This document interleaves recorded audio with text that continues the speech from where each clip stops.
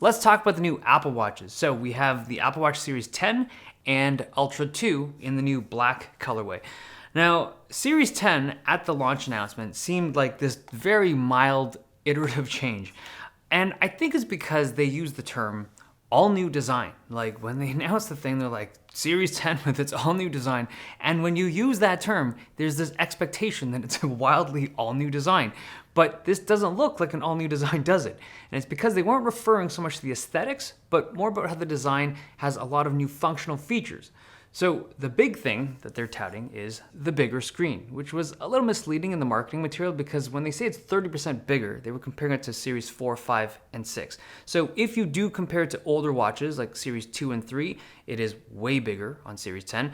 And Series 4, 5, 6, yeah, it's 30% bigger. But against Series 7, 8, and 9, it is bigger. They're able to squeeze an extra line of text in there, but visually it's quite insignificant. But also, when they say that it's a larger screen than the one on Watch Ultra, sure, it is technically, but again, very slight. Now, if you look at the pictures, the bezel on Series 10 does actually look a little bit thicker than the one on Series 7, 8, and 9. And it is, but it's kind of like an optical illusion because they've just removed some of the metal frame material and they've just added extra glass. So yeah, there is a larger bezel, but it would have been metal frame material anyways. In addition to having a larger display, Series 10 is supposed to use a new type of OLED tech called a wide-angle OLED that's supposed to give you better viewing angles when you view these displays off axis. So if you're kind of glancing down your watch, you're supposed to be able to see it better. Now, Series 10 is supposed to give you a 40% brighter display than Series 9 when it's viewed off axis. But for me, I don't see that much of a difference. Now, both of these are set to the lowest brightness, and when I tilt it before they turn off, the difference is there, but it's slight, very slight to me. I'm not seeing 40%. Now, I do think it's more noticeable on certain watch faces, and it does improve the overall energy efficiency of the screen. Now, there's another feature on Series 10 that's interesting on the display. So typically on all the AODs before, the always-on displays, it would always refresh at the maximum of once per minute. So you could never have a second hand showing on your AOD. But with the new display, it does have a visible second hand on certain watch faces. So I only have two right now. This one's called Flux, but you can see like the second hand ticking, and I'll show you a different one. I think the other one's called Reflections. That's it. And again, even in AOD mode, you can see a second hand timer. Now, personally, I love this. Like if you're cooking or something, you don't have to keep like twisting your wrist to kind of keep track of seconds, which I do pretty frequently. But it's a little bit strange that it only works right now with two of the watch faces. And it seems like it's like the really simple ones, the ones with no other complications. Because all the other ones that I've tried, all the other complications that have like a second-hand timer, if I go into AOD mode, the second-hand timer disappears. If I can just, there. And it's nice that this tech is there now, but I feel like they're gonna have to redesign a ton of the watch faces to take advantage of this. It is only available on Series 10 right now. Not even the Apple Watch Ultra 2 gets it. There's another feature that's unique to Series 10, and it's the ability to play music on the built-in speaker. Temper your expectations, it's a watch, but this is what it sounds like.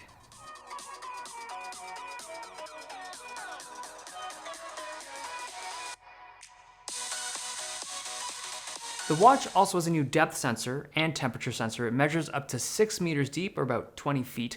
Apple Watch Ultra 2, by comparison, goes to 40 meters deep, or like I think 130 feet. So it's much more capable on Ultra. This is meant more for snorkeling, but I threw it into a crude water pressure tester, and it seems like the hardware just stops measuring past 22 feet. Like I gave it a few more pumps to simulate some extra depth, but it just never recorded past 22 feet.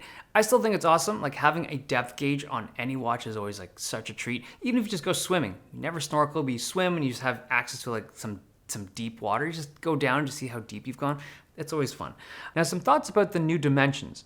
This is 10% thinner, or around 10% thinner than the previous generation. So a millimeter thinner. And when they announced it during the presentation, I was like, who cares? Like no one's asking for thinner Apple Watches. But when you try this thing on, not only is it noticeable right away, like the thinness is very, very obvious, but it actually fits much nicer than older Apple Watches and much more like a regular watch. And it's because of the location of the I don't want to call them the lugs, but it's like the portion that the strap connects to. So on a regular watch, you'd call them the lugs, but because of the strap mechanism, it's not quite that.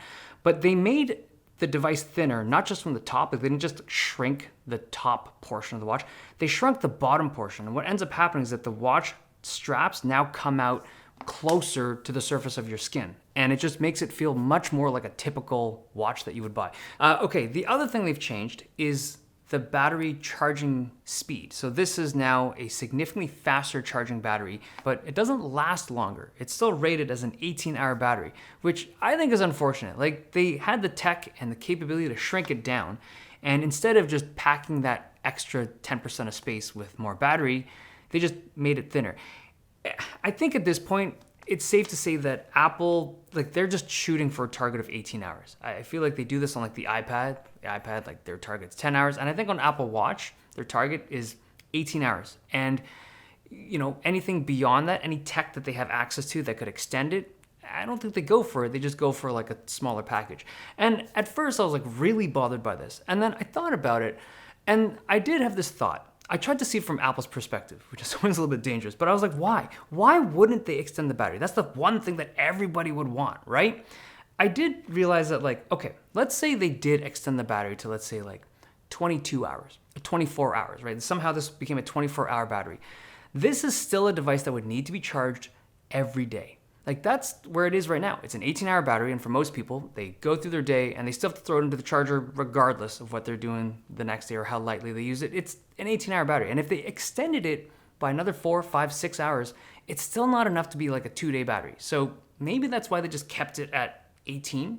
It's like that sweet spot for them, where they can keep it thin, light, small, but long enough. That's my theory, at least. Now, there is a new color. The regular Series 10 now comes in a black anodized polished aluminum that they call jet black.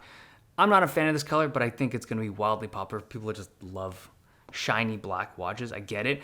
But this is an anodized material. It's not like a PVD coating. It's not DLC coating. It's just straight up anodization. It's a 30-step anodization, so I imagine it's better than many other anodized materials in terms of durability, but it's still anodization, and this will invariably chip and scratch over time. It's just the nature of anodized metals, but it does look, I guess, for people that are into that, nice. So overall, I think Series 10 is a decent improvement over the previous generations. I just wish they hadn't called it an all-new design, because when you use that term, it just paints it in a different light. But I do think it's just like a bunch of quality of life improvements that I think a lot of people would appreciate. But if you do want better battery life, you're not gonna get it here.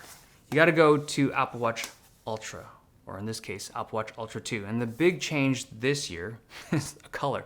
So it comes in black now, and it's a DLC coating. It's very durable, one of the most durable coatings you can get on a watch.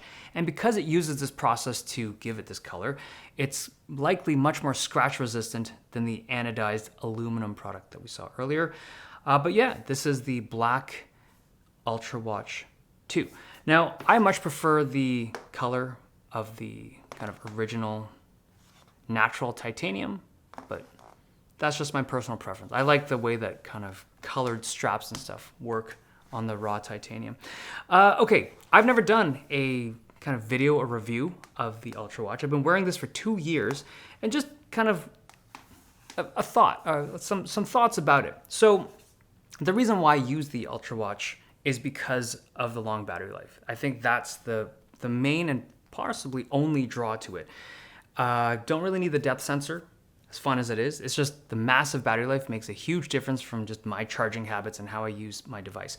Now, the question that I often get asked by my friends and family is like, has this improved your health? Like, has the acquisition of an Ultra Watch or just an Apple Watch, has it improved your physical health? So I've been pretty consistent with using it over the past couple of years, and I would confidently say that it does. Like, I really believe that if I hadn't have used the Apple Watch Ultra or just any kind of Apple Watch over the past couple of years, I don't feel like I would be nearly as motivated to exercise and work out and just be physically active. Partially, it's the gamification of it all, like the rings and ever, but also it's just having a bunch of friends and family that use these things and just feeling like you should work out when they do. It's the stupidest thing, but it's strangely powerful as a motivator. Like, this is just my personal experience. So if you've been on the fence after all these years, At least that's just been my experience with it. There's one last thing I want to address, and I saw it pop up in the comments of my video from the September event. It's the idea of, will the Apple Watch have any kind of like Apple Intelligence stuff this year and or in the future? And it doesn't this year, at least not the way that you would think Apple Intelligence is. Like, you can't ask it, generative questions and stuff like that.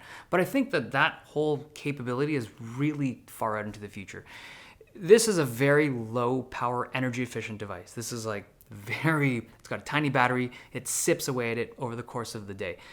You can't throw that type of computational power on device. At least I really don't think it'll happen for quite a while. Okay, there you have it. That's my take on the new Apple Watches. Hope you guys enjoyed this video. Thumbs if you liked it, subs if you loved it. See you guys next time.